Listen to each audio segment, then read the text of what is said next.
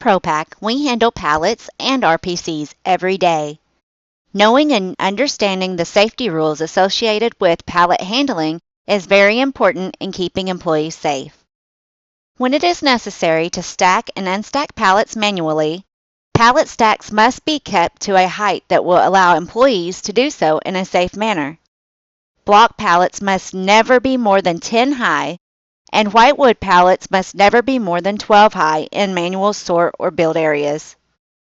Pallets must always be stacked in even and safe stacks on the floor or conveyors and must never be leaned on anything or stood up on their end. Pallets should be picked up by the perimeter when possible. When it is not possible to reach both sides of the pallet, the board used to lift the pallet should be tested to make sure it is secure before lifting. The T3 board should be avoided, as it is typically the weakest board on the pallet. Contaminated pallets must be reported to management or supervisor upon discovery. Employees must never handle contaminated pallets. Sometimes it can be tempting to save a step or two and toss or throw a pallet onto a stack. Pallets can bounce back and strike employees when tossed or thrown. Employees must place pallets on the stack instead of tossing or throwing them. Climbing, sitting, or standing on pallet stacks or other merchandise is strictly prohibited. Pulling debris or other materials from between pallets can cause pallets to become unstable or to fall. Debris, including shrink wrap and cardboard, should be removed properly and not pulled from between stacked pallets.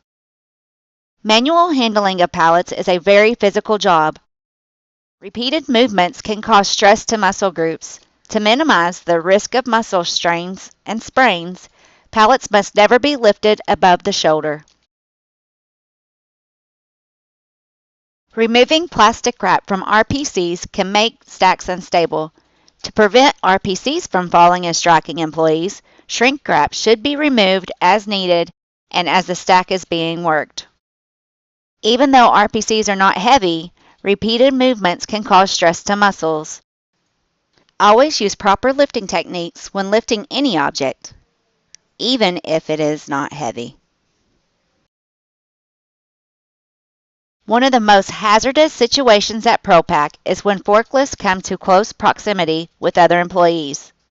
This occurs most frequently when pallets are delivered to sorters or builders. Hazards include pallet stacks falling and striking employees when bumped by forklifts, being pinned between pallets and a stationary object when pallets are being pushed by a forklift, or actual direct contact with a forklift.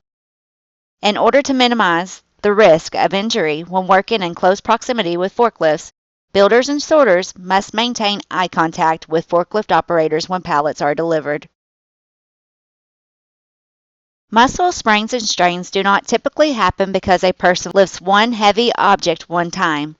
They typically occur because of repeated movements that create stress on muscle groups over a period of time.